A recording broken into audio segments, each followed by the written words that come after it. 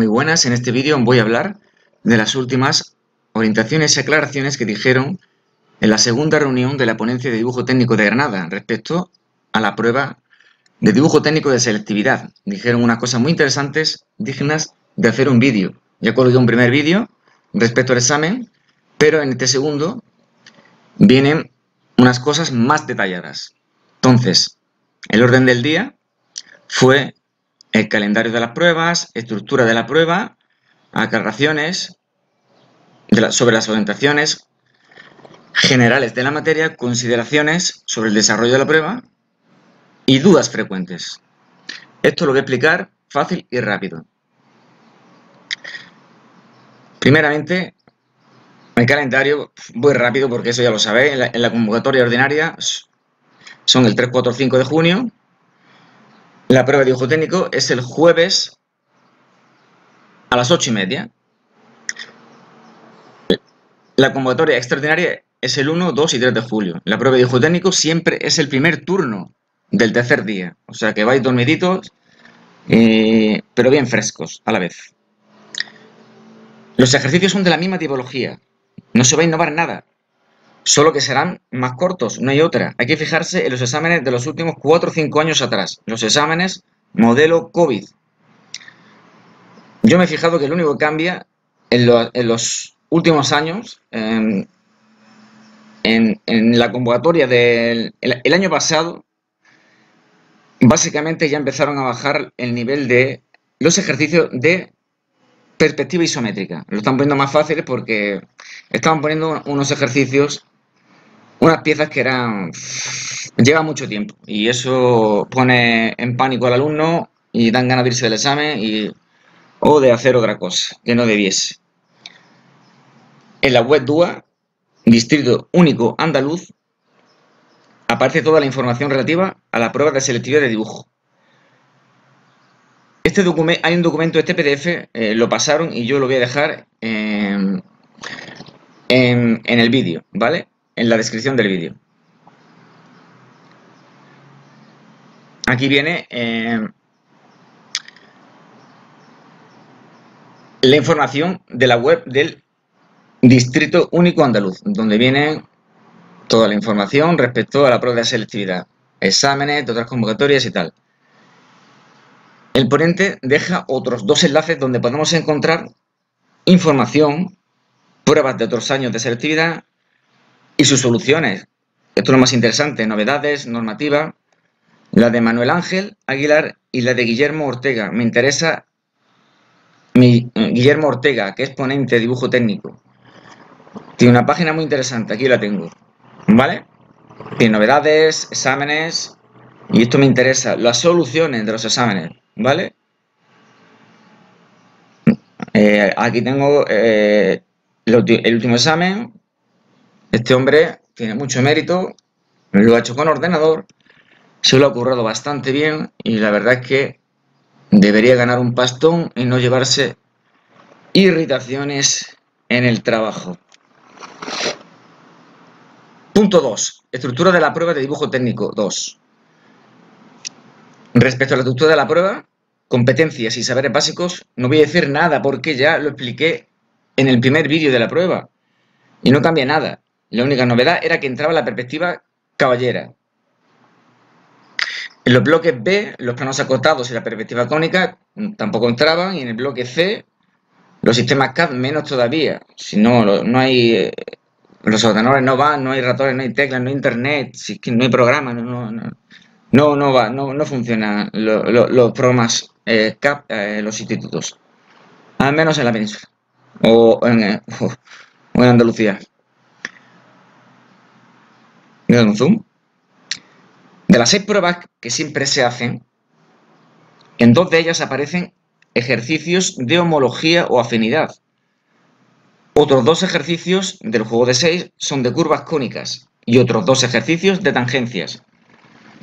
No de las difíciles, sino de las fáciles, por tiempo. Ahora todos son ejercicios, ya no hay problemas. Hay evidentemente 6 ejercicios de sistema diédrico en las 6 pruebas.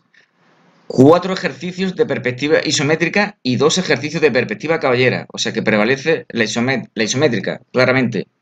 Por último, y como siempre, en el bloque C caen 3 ejercicios de una pieza en perspectiva isométrica, dibujar sus vistas y acotarlas, y 3 ejercicios de cortes, donde se dan 2 vistas y entran, esta vez, los 3 planos posibles, el frontal, el horizontal y el de perfil.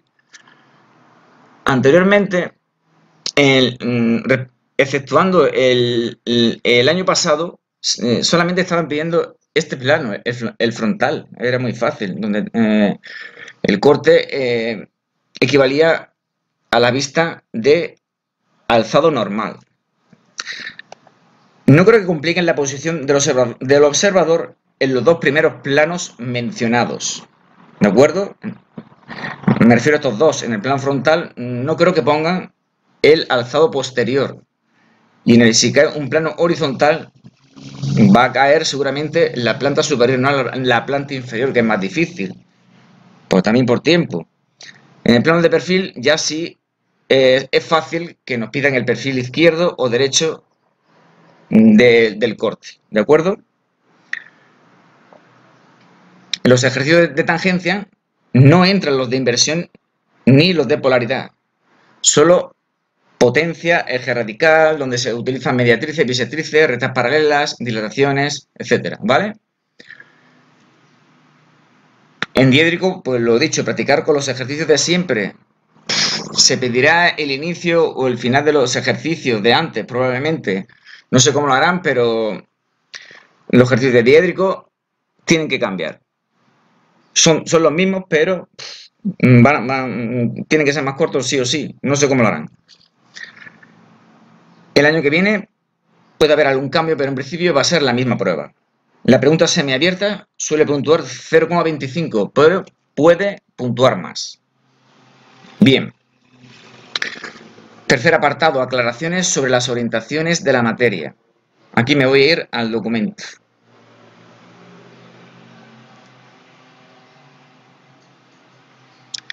Esta es la página de Miguel Ángel Aguilar, no la recomiendo.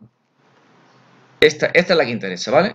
Aquí pincháis aquí, o copiáis el enlace y ya está. Bien. Estructura de la prueba. Voy rápido, ¿vale?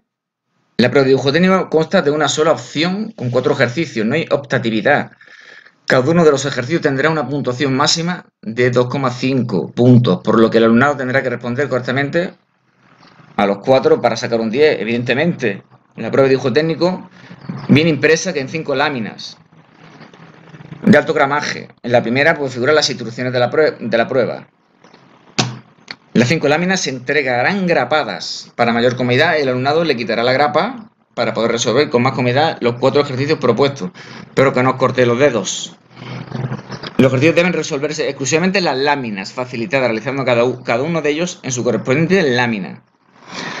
Los 4 ejercicios resueltos en formato 4 se entregarán dentro del cuadernillo, páginas 1 a 4, que se usa para todas las materias, con sus correspondientes etiquetas identificativas, según se indique en el aula donde se hace el examen.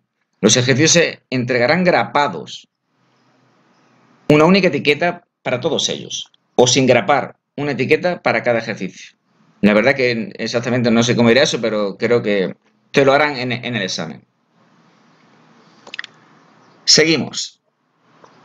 Si se tiene la necesidad de realizar un boceto de algún ejercicio, el alumnado debe emplear el cuadernillo, las hojas que tiene del examen, o bien pedir a los vocales, a los examinadores que vigilan en el aula, una hoja de borrador. Las hojas de borrador no se deben entregar, por tanto nunca se debe usar esa hoja para realizar el ejercicio resuelto. ¿De acuerdo? Jamás en la vida. ¿A quién se le va a ocurrir eso? Los ejercicios pueden contener una pregunta semiabierta, ya lo he dicho. Aquí tenemos una pregunta semiabierta donde te piden en perspectiva isométrica la típica cota de una parte de la pieza, una arista. Bien, tenemos aquí aclarar. Bien, tenemos aquí aclaraciones sobre los ejercicios. Ejercicio número 1, trazados geométricos y transformaciones geométricas.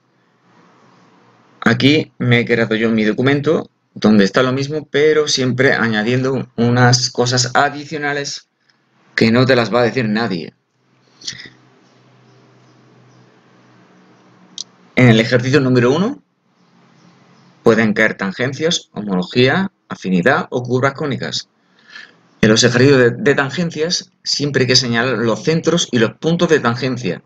Ya sabemos que los centros es una circunferencia vacía y los puntos de tangencia son círculos rellenos, ¿de acuerdo?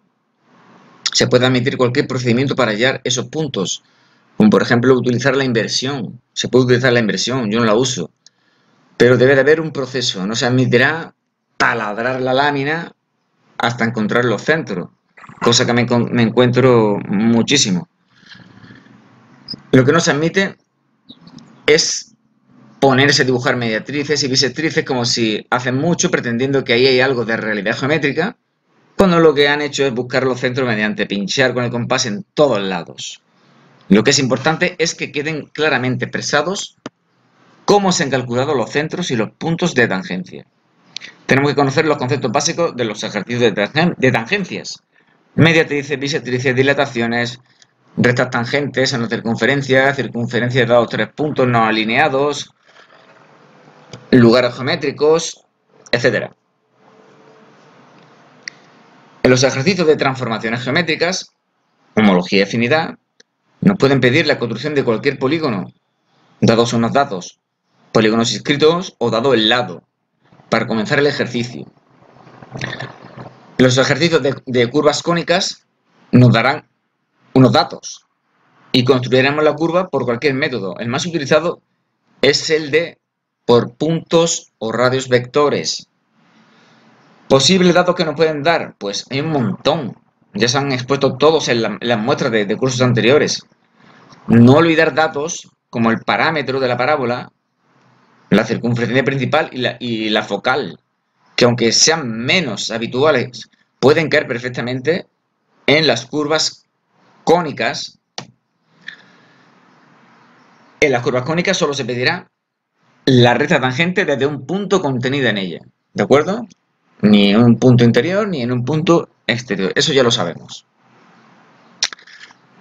Vamos a ver el ejercicio número 1, si hay algo interesante aquí que no he dicho yo. En los ejercicios de tangencias se aplican las propiedades de los ejes y centros radicales, indicando gráficamente la construcción auxiliar utilizada para calcular los centros y puntos de tangencia. Incluye trazados y lugares geométricos básicos como arco capaz, mediatriz, bisectriz, contracción, dilatación, hallar el centro de una circunferencia dibujada, etc. Transformaciones geométricas, homología y afinidad, definida por cualquier combinación de datos. Pues una homología nos pueden dar 3 parejas de puntos homólogos, centro, eje y una pareja de puntos homólogos, 2 parejas de puntos homólogos y dirección del eje, etc. Hay un montón de casos. En la afinidad, pues eje y una pareja de puntos homólogos, 3 parejas de puntos homólogos, rectas paralelas, afinidad ortogonal y 2 parejas de puntos homólogos, etc. En fin, voy rápido porque esto hay un montón de datos que nos pueden dar. Puede incluir trazados básicos como polígonos regulares, por supuesto. Empezamos construyendo un pentágono y un hexágono, que es lo que más están pidiendo, y a partir de ahí pues ya se comienza el ejercicio de homología o afinidad. En las curvas cónicas, en el trazado, será determinado previamente los elementos que las definen, tales como los ejes, los focos, directrices, tangentes o asíntotas, resolviendo su trazado por puntos o por homología respecto a la circunferencia. Posibles datos: centro, vértice, foco, directriz, eje mayor o eje menor, semiejes, distancia focal, parámetro de la parábola, semiparámetro, punto de paso, tangente en un punto, circunferencia principal, circunferencia focal, etc. Resolución de ejercicios de tangencias en cónicas. No otra vez. Solamente me pedirán la recta tangente a una curva cónica en un punto contenido en la curva. No se incluirá la utilización de rectas límites en los ejercicios de homología, aunque el alumnado puede utilizarlo si lo desea. No lo recomiendo porque es una locura. Yo nunca lo he enseñado. Bueno, esto de aquí de punto de paso, yo la verdad es que no lo he visto en ninguna lámina. Nunca.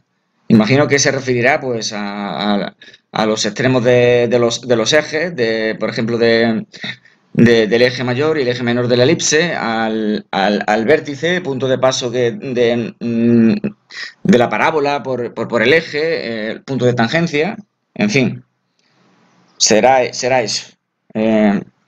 Si encuentro realmente lo que es, pues lo comentaré.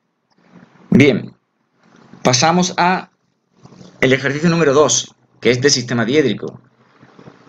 Determinación de rectas. Pues conociendo un ángulo, el ángulo que forma con uno de los planos de proyección. Cuestiones generales, pertenencia de puntos a rectas, paralelismo, perpendicularidad. Bueno, esto se sabe. Determinación de planos. Pues conociendo el ángulo que forma con uno de los planos de proyección, conociendo una recta de máxima pendiente, de máxima inclinación, una traza y la otra batida, una traza y un punto, dos rectas, tres puntos no alineados, etcétera. Cuestiones generales, pertenencia de puntos a planos, paralelismo, perpendicularidad, etcétera. Bien, eso es de cajón. Distancias. Cuerpos. Pirámide o prisma siempre regulares. Tronco de pirámide. Tetraedro o cubo a partir de su base, que es un polígono regular, está claro. En los planos de proyección o en un plano cualquiera. Y de su altura o condición alternativa para su vértice. Esto se referirá a, no sé, la altura te la tienen que dar de alguna forma en la pirámide y en el prisma. El cubo y el tetraedro solamente tienen una altura. Incluye la construcción del polígono regular abatiendo el plano de la base si es necesario. Pues, bueno, está claro. Poliedros. El tetraedro y el cubo apoyados en cualquier plano nos lo pueden pedir. El octaedro solo lo pedirán con su diagonal principal apoyado en uno de los planos de proyección. Vamos a ver aquí. Aquí siempre lo han pedido el octaedro apoyado con su diagonal principal en el plano horizontal de proyección. Yo nunca lo he visto un ejercicio con su diagonal principal apoyado en el plano vertical o de perfil. Y si lo he visto es muy escaso y no creo que lo pongan. Con los cilindros de revolución, conociendo su base en el plano horizontal de proyección o en un plano cualquiera. Y su altura, pues conociendo su eje y radio de la base, conociendo la base y un punto de su superficie lateral. ¿A qué se refiere esto? Pues que nos pueden dar la proyección horizontal de un punto del cono y a partir de ahí pues nos dirán, tendremos que calcular las proyecciones del cono. Porque la proyección vertical pues son dos opciones que te dan, dos generatrices, ¿de acuerdo? Nos entendemos. La esfera conociendo su centro y su radio, o equivalentemente a partir de su ecuador, centro o condiciones de tangencia, etcétera. Bien, seguimos con cuerpos. Tenemos que saber calcular las proyecciones de puntos sobre conos, cilindros, pirámides, prismas y esferas. Secciones por planos.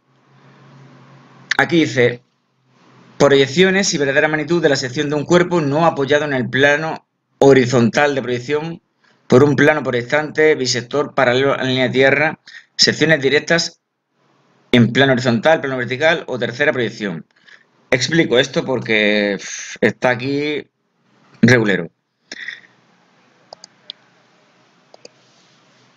¿Qué quiere decir esto? Que en secciones de cuerpos con planos, si el cuerpo está apoyado en un plano que no sea el plano horizontal o el plano vertical, por ejemplo, apoyado en un plano oblicuo, el plano sección nos deberá dar los puntos de intersección directos en alguna de las vistas diédricas, alzado planto o perfil, como por ejemplo un plano proyectante, de perfil un plano bisector. ¿De acuerdo? Yo creo que está bien ya, si encima todo nos están pidiendo un cuerpo apoyado en un plano y nos lo complican con otro plano oblicuo, por ejemplo, pues no. Si el cuerpo está apoyado en un plano que no sea el plano horizontal o el plano vertical, perdón, pone aquí arriba, el plano sección nos va a dar los puntos directos, ¿de acuerdo? Y si el cuerpo está apoyado en uno de los planos de proyección, podrá ser seccionado por cualquier tipo de plano, ¿de acuerdo? Bien.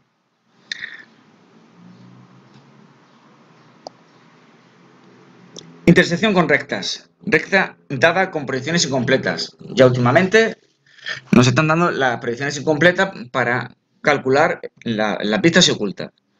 Una o ambas proyecciones interrumpidas para poder dibujar partes de pistas ocultas en la intersección con un cuerpo. Cuando la solución de un ejercicio sean las proyecciones de cuerpos, secciones, etc., es implícito que el alumnado aplique aristas vistas y ocultas. ¿Qué quiere decir esto? Muy fácil. Pues que en sistema diédrico siempre hay que dibujar las aristas vistas y ocultas. ¿Vale? En perspectiva isométrica o caballera, ya lo diré. Si no lo piden, si no piden las aristas vistas ocultas, no es necesario. ¿Vale? Y las intersecciones de rectas con cuerpos nos podrán pedir cualquier tipo de recta. Perfecto. Alcance del ejercicio. Pasa de 4 puntos del modelo anterior a 2,5 puntos, por lo que se reduce la extensión del ejercicio. Tiene que ser más fácil. No se incluirá mínima distancia entre dos rectas que se cruzan. ¿Cómo vas a pedir eso, hombre? Determinar una recta conocido los ángulos que forma con los planos de proyección. Tampoco. Determinar un plano conocido los ángulos que forma con los planos de proyección. Tampoco. Como siempre, ¿vale? Bien. Venga, vamos con el ejercicio de perspectiva isométrica, el sistema axonométrico. Sabemos que este año entra la perspectiva caballera. Los cuerpos siempre estarán apoyados por sus caras o bases en los planos coordenados o paralelos a estos. Voy a leer mi documento. Dice que los cuerpos siempre estarán apoyados por sus caras o bases en los planos coordenados o paralelos. Puede ser que algunas partes de la pieza no estén contenidas en estos planos coordenados. Está claro. Hay partes que no tocan a estos planos, ni sean paralelos a alguno de estos planos coordenados, como pueden ser las rampas, por ejemplo, ¿vale? Los ejes siempre se darán donde tengas que realizar la perspectiva, ¿de acuerdo? El ejercicio hay que hacerlo en los ejes que te dan. Eso está claro, no es una hoja que le pidas al examinador. Los ejes en las vistas no se dan. Puede que los den, pero no es habitual en las últimas convocatorias. Eso son en láminas del año de Jesucristo, ¿vale? Los ejes en las vistas no lo van a dar. Seguramente, ¿vale? Se recuerda que en perspectiva isométrica el eje vertical es el Z, el situado a derechas es el Y que lo cambiaron y el que está situado a izquierdas es el X. En la perspectiva caballera lo habitual es que el eje X se sitúe a derechas y el eje Y forme 135 grados con este eje X. No es habitual que el eje X se sitúe a izquierdas y el eje Y forme 45 grados con el eje X, ¿vale? Vámonos aquí al documento y esto es lo que he dicho. Isométrica, está claro, los tres ejes forman ángulos de 120 grados y esto no es lo habitual, ¿vale? En caballera.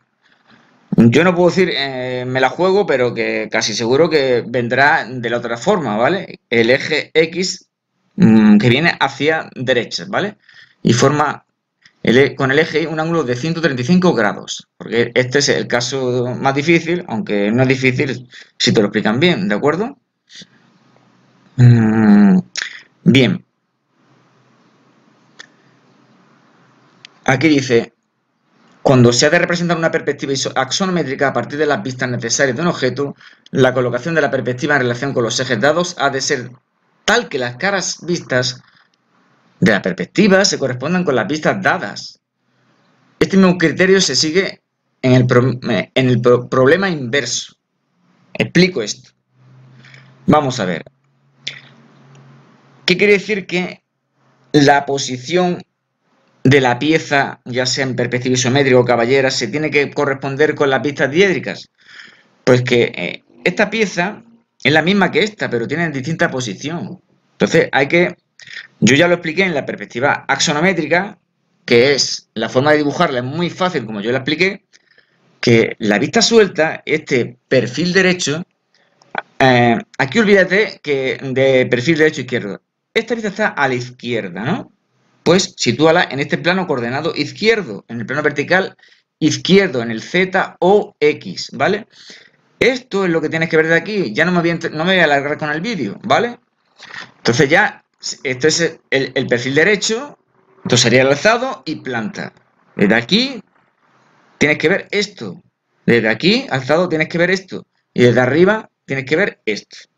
¿Vale? Aquí está la misma pieza, pero las vistas no las han dado de otra forma. Lo que he dicho. Esta vista está situada en la derecha. Pues esto es lo que tienes que ver en el plano desde esta posición, ¿vale? Desde el perfil izquierdo, ¿vale? Perfil izquierdo es este. Entonces, esto está a la derecha, pues se sitúa en lo que tienes que ver en el plano coordenado Z o Y, en el plano vertical derecho, ¿vale? Entonces, desde aquí, ¿estoy viendo esto? Claro que sí. Esto sería el alzado, se corresponde, y la planta se corresponde, ¿vale? Yo creo que está claro. El dibujo de la pieza, la posición de la pieza, las vistas de alzado, planta y perfil en la pieza se tiene que corresponder con las vistas de alzado, planta y perfil del sistema diédrico. Las aristas ocultas solo es necesario representarlas si se piden expresamente en el enunciado. Ver criterios de puntuación, es decir, en principio las aristas hay que fijarse si las piden, las pueden pedir o no, ¿vale? Si no las piden, no se ponen. Si las ponen, no te van a penalizar, pero te la estás jugando porque vas a perder mucho tiempo, ¿vale? Solamente que si no las piden ni en el enunciado ni en la puntuación, no es necesario ponerlas. Si la piden en alguno de los dos sitios, en el enunciado o en la puntuación, sí hay que ponerlas, ¿vale? Bien, vamos a ver la página anterior que me la he saltado, pero es que lo quería dejar para el final. Aquí viene la circunferencia en perspectiva isométrica que se puede dibujar como una elipse o un óvalo. El óvalo lo dan por válido sí o sí. Vamos a mi documento, que lo pongo mucho más extenso y claro.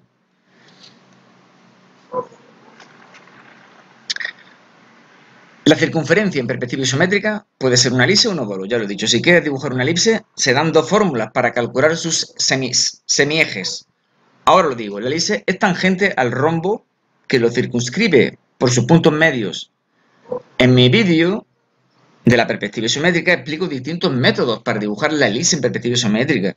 Yo personalmente prefiero dibujar una elipse en vez de un óvalo, pero cada cual que elija lo que quiera. Yo, bueno, en realidad ahora aquí vamos a ver cómo calcular los ejes, pero los ejes de las elipses en isométrica nunca los han pedido. Han pedido dibujar la curva o un cuarto de la curva o media elipse, ¿de acuerdo? Nunca han pedido los ejes, vamos, en las muestras, en determinar los ejes de las curvas cónicas. Nunca. Entonces, pero aquí el ponente da dos fórmulas, ¿vale? Para calcular el semieje mayor de una elipse, pues es la raíz cuadrada de 3/8 por el lado del cuadrado que lo circunscribe. Y el semieje menor es la raíz cuadrada de 1/8 por el lado del cuadrado que lo circunscribe. ¿De acuerdo? Sería este el eje mayor y el eje menor. Vale. La elipse es tangente al cuadrado en este caso, que en perspectiva isométrica es un rombo, es tangente al rombo que lo circunscribe por su punto medio, ¿de acuerdo? Entonces tendríamos 1, 2, 3, 4, 5, 6, 7 y 8 puntos para definir la elipse suficiente para dibujarlo. Pero tienes que calcularlo por esta fórmula, que yo lo veo una locura total, ¿vale? Entonces,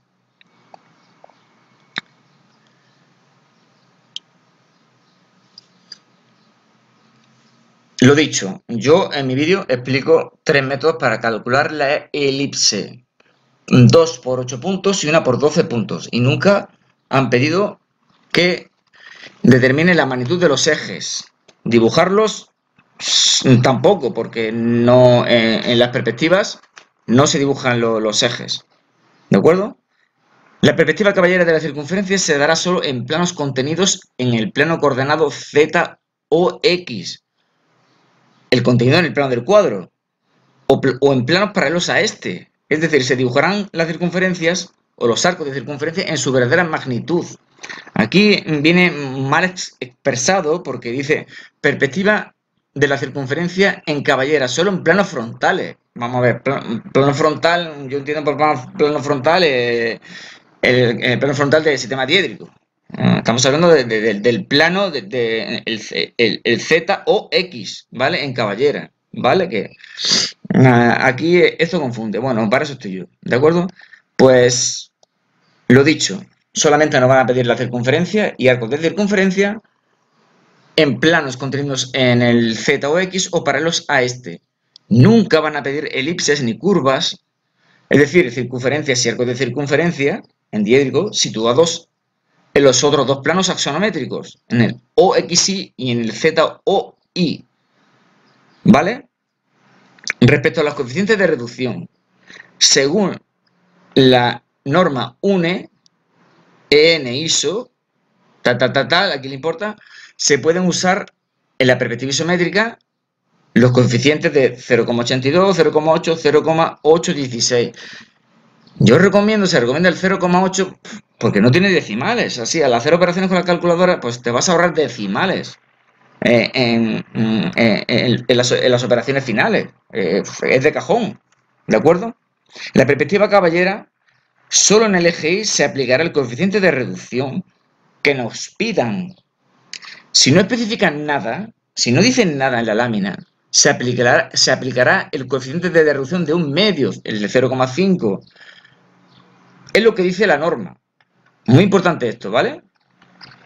Sabemos que en los otros dos ejes no se aplica ningún coeficiente de reducción. Si nos dan un coeficiente de reducción, lo aplicamos. Si no dicen nada, se aplica el coeficiente en el eje Y de un medio en caballera. ¿Ok? La forma correcta de dibujar la posición de las piezas en ambas perspectivas ya lo expliqué en los vídeos de isométrica y caballera. No lo voy a repetir. Lo de las ocultas, pues ya lo he dicho. Si es al contrario, si las piden y no las dibujas, pues evidentemente te penalizan. Las aristas ocultas situadas en los ejes no son necesarios representarlas. En años anteriores dijeron que sí, que las tenéis que poner adosadas y tal, pero si las pones no pasa nada. Se intentará que se vean, ¿vale? Adosándolas, apretando un poco más y tal, pero que no las piden, ¿de acuerdo? Las aristas ocultas en los ejes no se piden. Bueno, creo que el ejercicio número 3, isometría y caballera, está bastante bien explicado. Pasamos al siguiente, al ejercicio número 4, al de normalización. Bien, sabemos que en normalización solamente caen dos ejercicios. Una perspectiva isométrica, tenemos que dibujar sus vistas y acotarlas, y nos dan unas escalas, y el otro ejercicio es un corte, que nos dan dos vistas, un plano secante, y tenemos que dibujar la vista cortada y acotar el ejercicio, las tres vistas, ¿de acuerdo? Muy rápido. A. Representación de vistas a partir de la perspectiva axonométrica, que es una isométrica de un cuerpo. Se toma de medidas en la perspectiva facilitada, considerando su escala y coeficiente de reducción, ¿vale? Nos van a dar una escala y tenemos que saber que para pasar de una perspectiva a vistas diédricas, a la realidad, se tiene que dividir entre 0,8 multiplicar por 1,25. No me voy a entretener en eso, ¿vale? Dibujo de varias vistas normalizadas a escala especificada. Se indica la dirección del alzado. Siempre en la perspectiva isométrica nos van a dar la dirección del alzado con una flecha, ¿vale? Suelen pedir 2 vistas por cuestión de tiempo, pero podrían ser 3 vistas perfectamente. No creo yo, porque el examen es súper corto, ¿vale? Pero bueno, nunca se sabe. Seguramente serán 2 vistas. Y acotación del cuerpo sobre las vistas dibujadas. No, nunca sobre la perspectiva. Esto es una tontería, pues, bueno, ¿a quién se le va a ocurrir acotar sobre la perspectiva? Si nunca han pedido eso en la vida, ¿vale? Sabemos que la acotación son las medidas reales en milímetros. Vamos al corte. Representación de un corte de una pieza a partir de 2 vistas de ella. Nos van a dar un alzado y planta, una planta y un perfil, o un alzado y un perfil. Representar el corte solicitado rayando la sección en la intersección de la pieza con el plano secante. En la parte que entra en contacto del plano secante con la pieza, ya lo sabemos. Acotación del cuerpo sobre las vistas dadas y o el corte representado, ¿vale? Se intenta acotar las 3 vistas y sabemos los que entienden de cortes que en la vista cortada se suelen acotar las partes internas, las partes huecas de la pieza, ¿vale? Indicaciones generales. En los ejercicios de representación de vistas siempre se deben dibujar las aristas ocultas, aunque no se solicite expresamente, ¿de acuerdo? No como en isometría y caballera. En los ejercicios de normalización hay que dibujar las aristas de vistas ocultas en las vistas, sí o sí. No, y no tiene por qué decirlo, ¿vale? En la perspectiva isométrica dada se podrá representar sus aristas ocultas o no. La perspectiva que nos dan puede venir con aristas vistas o aristas ocultas, ¿vale? Para asegurar que la pieza esté completamente definida. En caso de que no se representen aristas ocultas, puede indicarse que la pieza tiene planos de simetría y o que sus taladros u orificios son pasantes. Aunque la pieza en perspectiva isométrica no estén dibujadas las aristas ocultas, se deben dibujar las vistas. Quito esto, no pasa nada. Aquí fallamos todos. ¿De acuerdo? Siempre en normalización se dibujan las aristas ocultas. En los cortes no se deben dibujar las aristas ocultas. A ver si me entendéis. En la vista cortada. En las otras 2 vistas nos las dan, ¿de acuerdo? En la vista cortada nunca se representan las ocultas, ¿vale?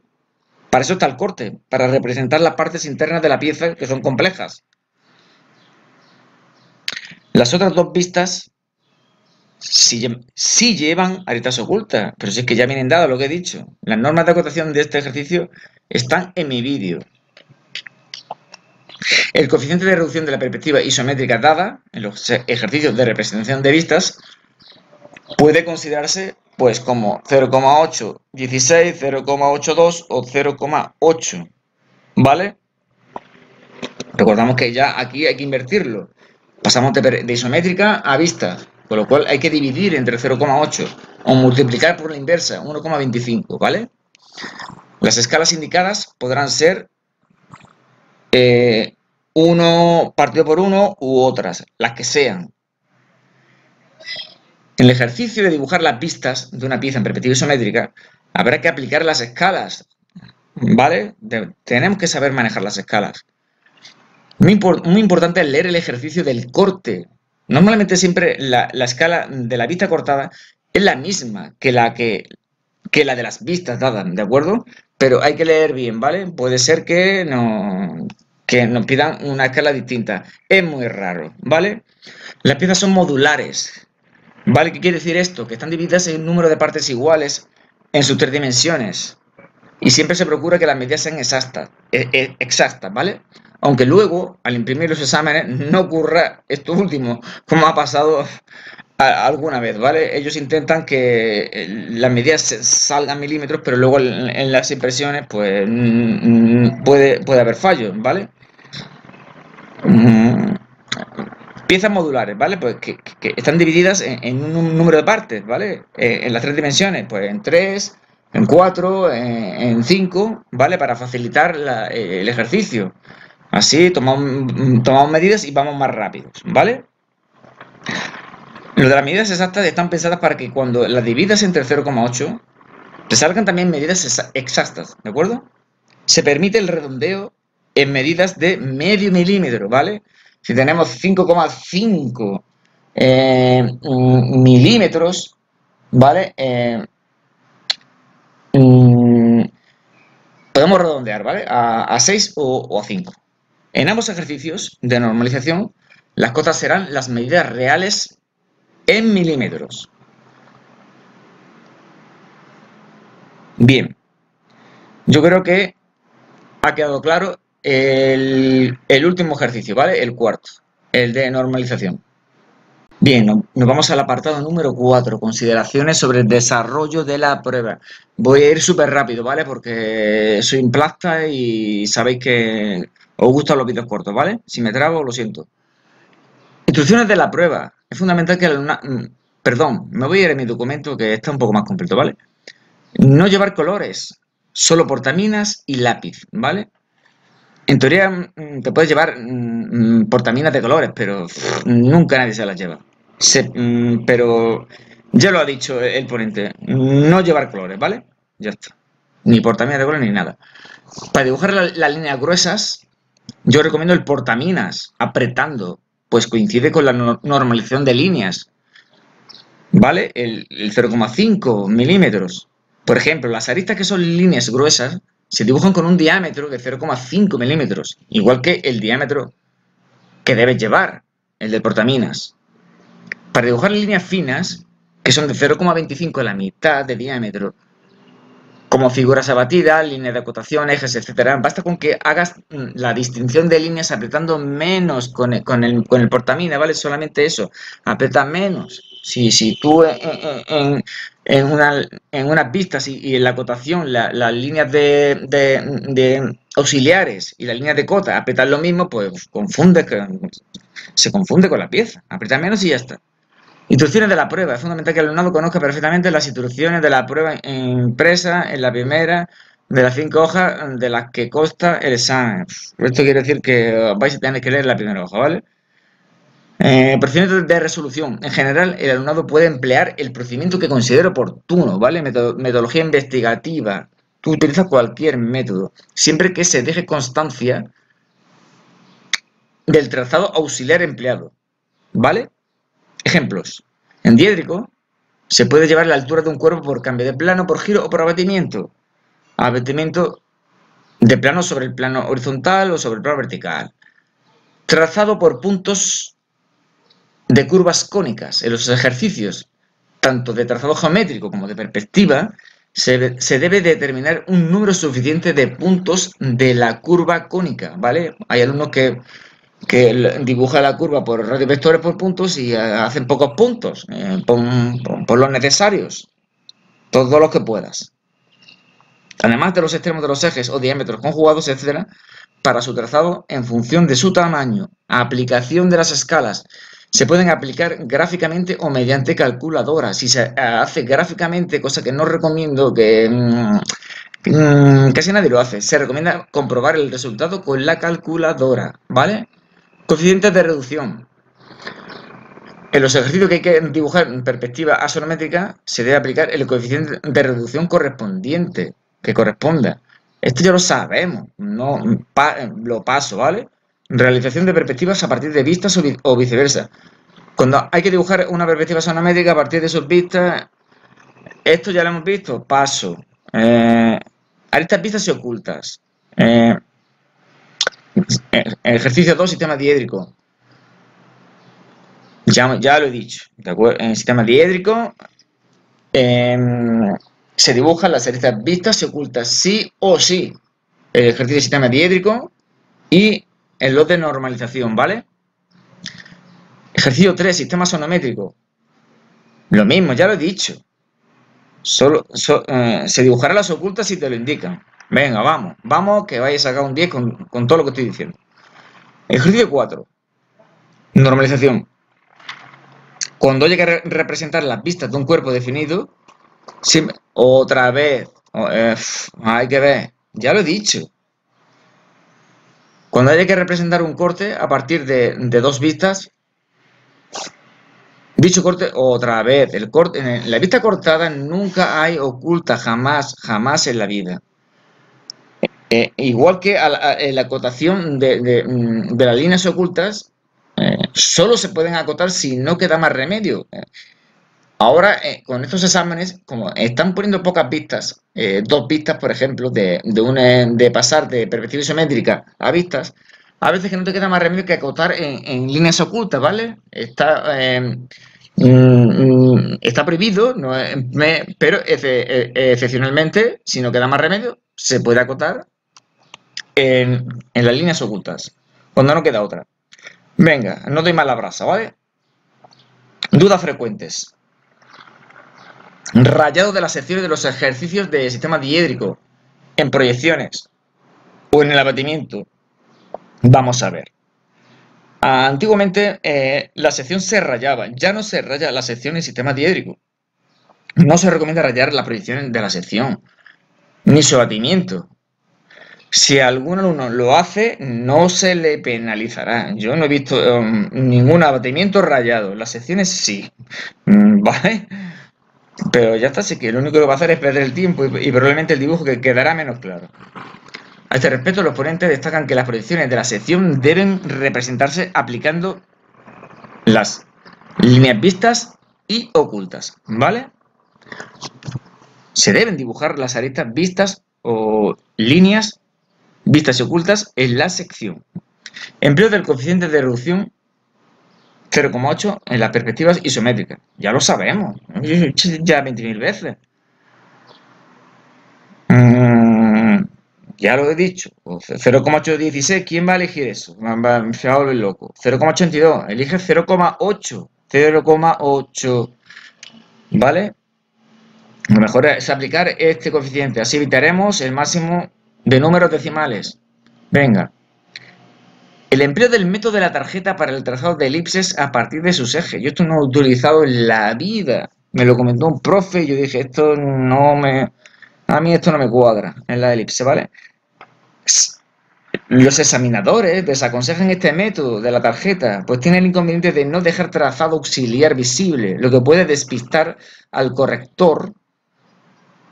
A la hora de aplicar la plantilla solución, es peor. Se desaconseja, ya lo he dicho, este método en las curvas cónicas, ¿vale? En este sentido, se ha incluido en las directrices y orientaciones del presente curso, un punto adicional en el epígrafe 3.1, ¿vale? Vale, ya lo miráis. Venga. Queda nada, ¿vale? El alumnado deberá dejar siempre constancia gráfica de las construcciones auxiliares que ha utilizado para la realización de los ejercicios, ¿vale? No borres las construcciones auxiliares. Deben saber cómo calcular la solución, ¿vale? Aproximación de elipses mediante óvalos en perspectiva isométrica. Otra vez.